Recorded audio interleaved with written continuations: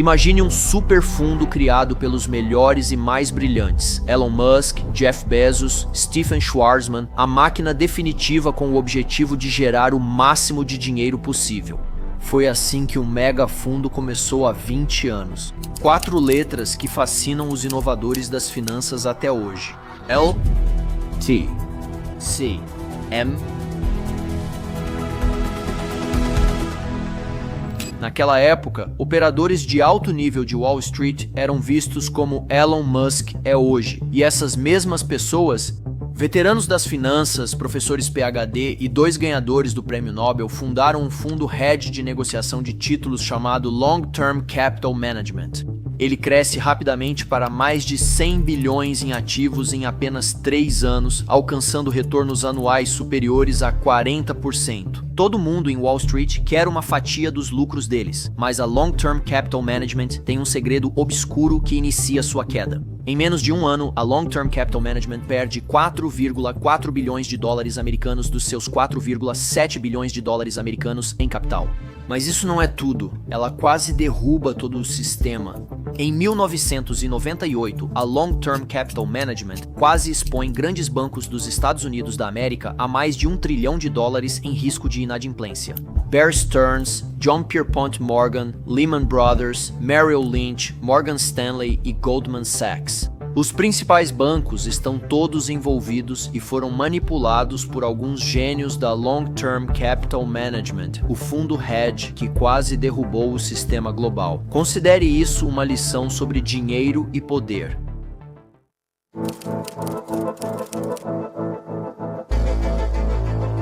A ideia da Long Term Capital Management começa com John Meriwether, que comanda a arbitragem de títulos na Salomon Brothers. Ele pede demissão após um funcionário ser flagrado enganando o Tesouro dos Estados Unidos da América.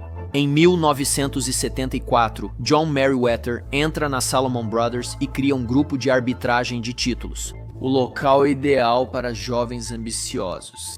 A estratégia deles é comprar ou vender títulos quando os preços fogem do normal, esperando que voltem a convergir para lucrar. Seu vizinho trader de criptomoedas quebrado provavelmente explicaria assim: um título está sendo negociado um pouco abaixo do normal, então você compra e espera que ele volte a subir. João contrata intelectuais para criar fórmulas que prevêem preços de mercado e detectam casos fora do padrão. Dentro da Salomão, o grupo de arbitragem ganha reputação por sua cultura fechada, confiança e lucros substanciais. A cultura do grupo é conhecida por ser exclusiva e unida. Ela prospera com confiança e poder intelectual. Imagine uma sala cheia de pessoas do tipo Bateman. Todo mundo é da elite e gerar lucros parece um paraíso, eu sei. Meriwether logo supervisiona toda a negociação. A arbitragem de títulos começa a se espalhar pelo setor financeiro, mas então o tempo de Meriwether no Salomon termina de forma muito abrupta.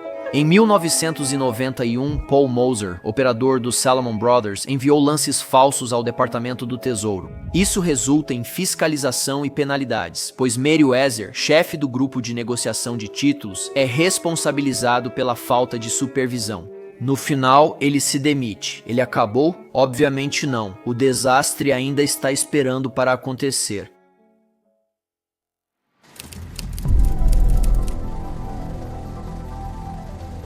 Fundos de hedge estão em alta. Quase todos abrem um hoje em dia. Na década de 1990, os fundos de hedge nos 1968 para cerca de 3 mil. Meriwether entra nessa onda e funda a Long Term Capital Management, mas tem grandes expectativas para o fundo e cria condições para diferenciá-lo. Primeiro, ele pretende levantar 2,5 bilhões de dólares em capital. As taxas da Long Term Capital Management são de 25% dos lucros mais 2% ao ano sobre os ativos. Terceiro, os investidores precisam manter o capital investido por no mínimo 3 anos. Esses padrões são altamente incomuns para fundos de hedge. Não querendo dizer completamente megalomaníaco, porque Vlad, me dá um tipo de batida explicativa. Fundos de hedge costumam ter taxas menores que as do Long Term Capital Management. As taxas costumam ser cerca de 20% dos lucros e 1 a 2% de administração. Investidores de liquidez costumam sacar seu capital com aviso prévio curto, geralmente trimestral ou anual, diferente dos 3 anos do Long Term Capital Management. Os requisitos iniciais de capital costumam ser menores, geralmente alguns milhões de dólares, não bilhões. Aliás, se você quiser pegar alguns dos nossos melhores modelos de edição ou se simplesmente quiser aprender como editamos nossos vídeos. Então, por exemplo, usando mais inteligência artificial na edição dos seus vídeos e otimizando suas edições para retenção, nós temos um mini curso gratuito de edição de vídeo e um pacote de recursos. Insira seu e-mail na descrição abaixo e enviaremos seus brindes grátis. Além disso, o primeiro e-mail que vamos te enviar vai incluir acesso ao nosso banco de recursos gratuitos de edição de vídeo, com mais pacotes, overlays, transições, tutoriais e muito mais, tudo de graça. E se você gosta de escrever histórias épicas de negócios como essa e não apenas de assisti-las, Slackers, inscrevam-se como roteiristas e possíveis futuros gerentes de canal abaixo. Para justificar suas ambições malucas de fundo de hedge, Meriwether recruta acadêmicos respeitados para trazer credibilidade à empresa nascente. Isso inclui Robert C. Merton, Myron Scholes e David Mullins, que na época era vice-presidente do Federal Reserve. Apesar de muitas rejeições, inclusive de Warren Buffett, a Long Term Capital Management ganha força e atrai até investidores estrangeiros que não investiam em fundos de hedge. Mas espere, volte isso aí. Rejeições, incluindo Warren Buffett. O fato de Warren Buffett tê-los rejeitado deveria ter sido um sinal de alerta desde o início. Porém, minha hipótese sobre o motivo pelo qual ele os rejeitou é por vários motivos. Buffett evita riscos altos e a grande alavancagem da Long Term Capital Management aumentava as possíveis perdas. As estratégias da Long Term Capital Management eram muito complexas e difíceis de entender. Ao contrário da preferência de Buffett por investimentos simples, as altas taxas da Long Term Capital Management eram pouco atraentes para Buffett, que prefere investimentos mais econômicos. Escândalos anteriores, como o da Salomon Brothers com John Meriwether, provavelmente influenciaram a decisão de Buffett. O ambiente financeiro do final dos anos 1990 era volátil, e Buffett pode ter considerado que não era um momento adequado para um investimento de risco tão alto. Em fevereiro de 1994, a Long Term Capital foi lançada com 1 bilhão e 250 milhões de dólares, o maior valor de captação já registrado até então em seu primeiro ano. A Long Term quase não comete erros. Eles lucram 28%, enquanto a maioria dos outros investidores perde dinheiro. Gerida por sócios de alto nível e com financiamento recorde, a Long Term se destaca como a empresa desejada para negócios. A vantagem da Long Term está em interpretar modelos e garantir financiamento seguro. A equipe se destaca em identificar pares de operações, proteger apostas e transformar pequenos lucros em pagamentos maiores. As pessoas veem a Long Term não apenas como um fundo de hedge, mas como uma empresa de investimento em tecnologia financeira, sistema único de saúde. Outro sinal precoce da catástrofe iminente já aparece. Eles são muito sigilosos em suas operações, o que dificulta bastante o trabalho dos bancos. Os sócios raramente dão detalhes sobre suas estratégias, espalhando operações entre os bancos para evitar revelar demais a qualquer mesa proprietária. Long Term geralmente fornece uma visão geral dos modelos e da economia, mas não muito além disso. Eles até compram de volta fotos usadas na Business Week para se apagarem da mídia.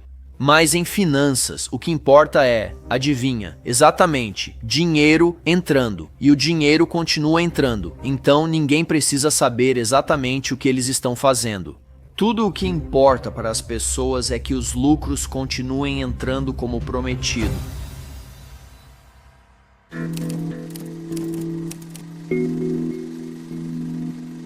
Ao contrário do que muitos pensam, há alguns críticos criticando o modelo do Long Term Capital Management. Eles temem a dependência do modelo de um mercado totalmente irracional. Se os mercados não se comportarem como no passado, a Long Term pode perder milhões em suas operações altamente alavancadas. Tem o Seth Klarman, por exemplo, um defensor do investimento em valor. A Long Term procura comprá-lo, mas ele recusa. Ou Paul Samuelson, o primeiro economista financeiro a ganhar um prêmio Nobel. Ele se preocupa com o impacto de eventos extraordinários no mercado, que prejudicam sua previsibilidade. Eugene Fama constatou que ações têm valores extremos que modelos de distribuição aleatória não explicam. A preocupação de Fama aumenta quando o longo prazo eventualmente entra em ações, como esses perdedores conservadores, porque o crescimento de longo prazo não mostra sinais de parar. Em 1996, a empresa tinha mais de 100 funcionários e 140 bilhões em ativos. Naquele ano, eles arrecadaram um lucro total de 2,5 bilhões de dólares. Em 1997, Merton e Scholes recebem o Nobel de Ciências Econômicas por seu modelo de avaliação de derivativos. Os sócios devem ter se sentido como se tivessem um toque poderoso. Mas houve uma falha gritante. Os mercados nem sempre jogam limpo.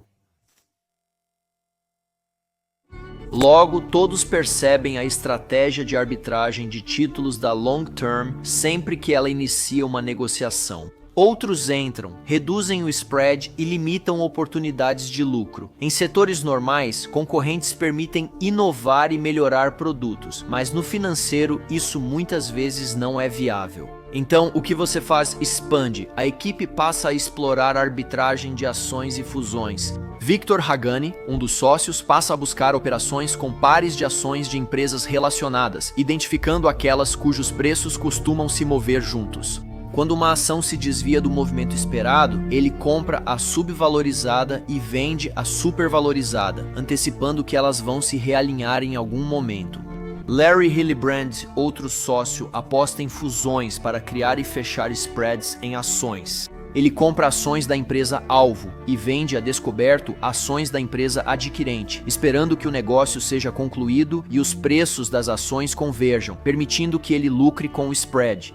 Claro, nem precisa dizer que ambos assumem posições enormemente alavancadas nessas apostas. É preciso aumentar a alavancagem. A arbitragem de ações é naturalmente mais arriscada que a de títulos. Os spreads variam de 4% a 10%. A Long Term Capital Management está deixando sua zona de conforto e entrando em um mundo que outros levam anos para entender e prever. Após tantas vitórias, eles devem ter se sentido como se tivessem esquiado nas melhores pistas. A confiança deles era alta. Em certo momento, a Long Term tinha Estados Unidos dólares 40 milhões em jogo. Em cada ponto percentual de mudança na volatilidade, tanto nos Estados Unidos da América quanto na Europa, então, para cada 1% de mudança na volatilidade nos mercados dos Estados Unidos da América ou da Europa, o valor da carteira da Long Term Capital Management oscila em 40 milhões de dólares. Isso supera a oscilação média da carteira de um investidor da Robinhood. A Long Term Capital Management passa a investir em títulos do Brasil, Rússia e hipotecas dinamarquesas. Agora eles têm mais capital do que sabem usar. A Long Term Capital Management devolve 2,7 bilhões de dólares aos investidores externos e continua a investir dinheiro em novos mercados. É como se dissessem: ei, já dominamos a negociação de títulos, por que não tentar o resto? Qual é o pior que pode acontecer? Spoiler, muita coisa pode acontecer e acontece.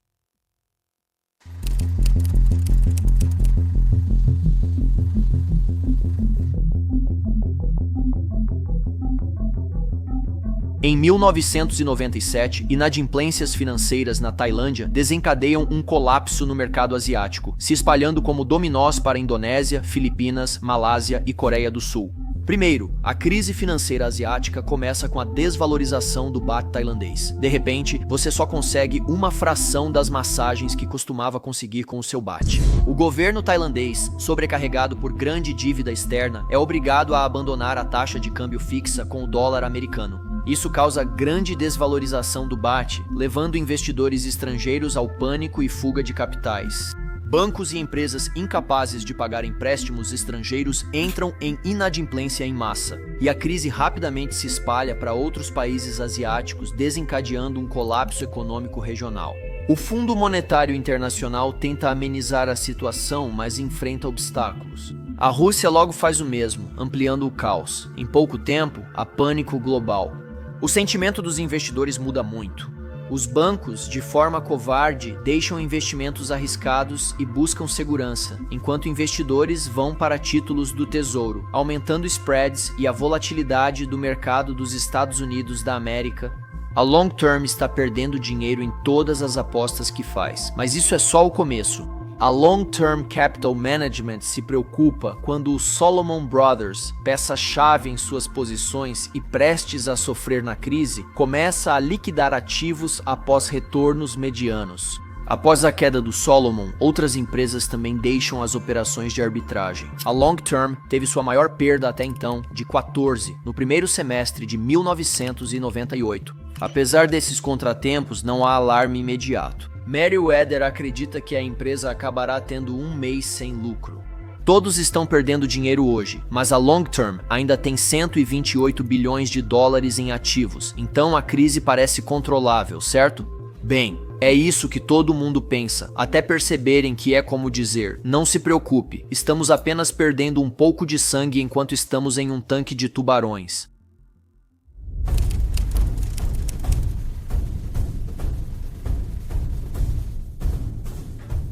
A má notícia veio enquanto muitos executivos de Wall Street estavam de férias, provavelmente tomando coquetéis e esquiando em alguma praia. Em agosto de 1998, a Rússia dá calote em sua dívida 3 dias depois. Os mercados globais estão despencando, os investidores estão saindo mais rápido do que... Tá bom, deixa eu pular essa piada. Os spreads de swap atingem níveis astronômicos e tudo está despencando. O que diabos são spreads de swap? Você ainda não tem seu CFA. Isso significa que a diferença nas taxas de juros para diferentes tipos de empréstimos ficou extremamente grande. Isso indicava muita incerteza e medo no mercado. Por isso, tudo no mercado financeiro desvalorizou rapidamente e, em um dia ruim, a gestão de capital de longo prazo perdeu 553 milhões de dólares, cerca de 15% de todo o dinheiro que possuíam. Ao longo de um mês, eles perderam quase 2 bilhões. A empresa esperava que as diferenças de preço, ou seja, os spreads nos quais estavam apostando, voltassem ao normal, mas tiveram que começar a vender seus investimentos para evitar perdas ainda maiores. A venda foi necessária, pois manter esses investimentos poderia causar problemas financeiros ainda maiores. Agora é nesse momento que o desespero começa. O Long Term Capital Management busca financiamento com gestores de fundos hedge, bancos e outros investidores, mas enfrenta rejeição após rejeição.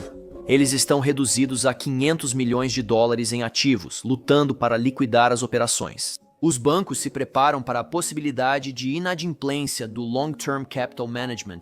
Se o long term desse calote, cerca de 50 outras contrapartes estariam em sérios apuros, arriscando mais de $1 trilhão.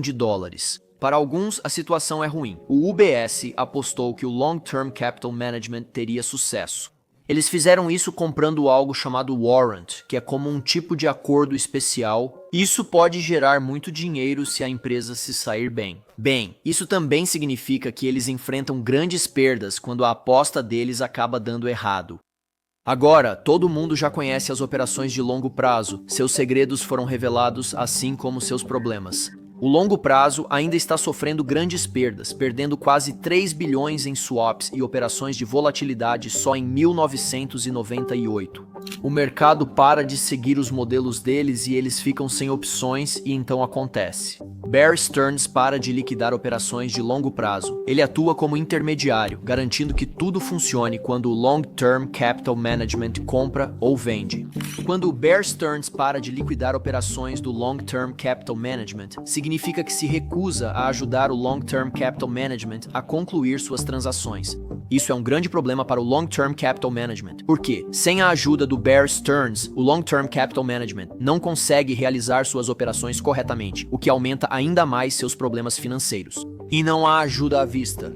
As tentativas de levantar capital fracassam. O Long Term tenta conseguir mais dinheiro com Warren Buffett, o mestre das conspirações, George Soros e vários bancos. E é aí que o Federal Reserve entra em cena. Ah, não é aquele cara, é este aqui. O presidente do Fed, Alan Greenspan, sabe que resgatar a Long-Term Capital Management traria críticas, mas ele também se preocupa com o impacto no mercado. Se a Long-Term Capital Management for à falência, toda Wall Street fica exposta e enfrenta perdas massivas se a Long-Term Capital Management quebrar.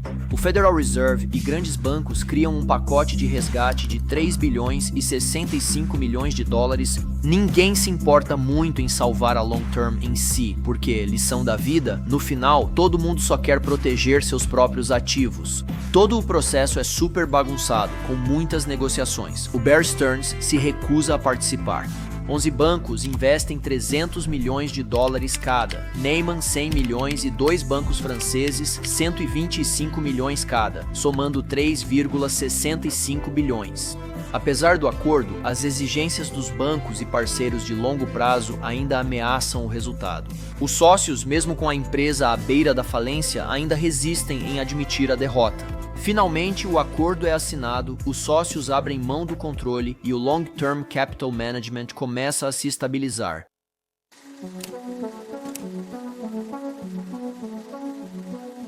Após o colapso da Long-Term Capital Management, a maioria dos sócios logo criou novos fundos de hedge e empresas financeiras. Como se recomeçar fosse apenas parte da rotina diária deles, o resgate exigiu que os sócios da Long-Term permanecessem por um tempo. Afinal, eles eram os especialistas em seus próprios traços desastrosos. Apesar da queda dramática, os sócios trataram isso como uma característica particularmente infeliz e não como uma catástrofe completa. Logo, eles já estavam prontos para mergulhar na próxima grande aposta. John Meriwether, sempre o otimista, lançou a JWM Partners, sociedade limitada que, sem surpresa, também foi encerrada durante a crise financeira de 2008. Ele não desistiu e, em 2010, tentou de novo com a JM Advisors Management, mantendo a estratégia de investimento da Long Term Capital Management e Solomon. Quero dizer, é uma loucura. Ele conseguiu captar dinheiro de investidores apesar de seus 2 últimos fracassos espetaculares, Long Term Capital Management e JWM Partners, que perderam 44% durante a crise. Admito que isso faz com que o resto de nós, que nunca recebemos centenas de milhões para administrar, pareça bem idiota. Eric Rosenfeld, gerente e cofundador da Long Term, seguiu Meriwether para a JWM Partners. Rosenfeld tinha sido o braço direito de Meriwether na Salomon e depois na Long Term Capital Management. Depois da JWM, ele se tornou presidente da Paloma Partners e mais tarde fundou a Quantitative Alternatives, sociedade limitada em 2007. Ele claramente sabia manter as coisas interessantes. Larry Hillenbrand e Victor Haghani também decidiram se juntar a Meriwether na JWM Partners, provando que desgraça adora a companhia. Então, qual é a lição depois de tudo isso? Por que diabos você ainda não levantou 1 bilhão?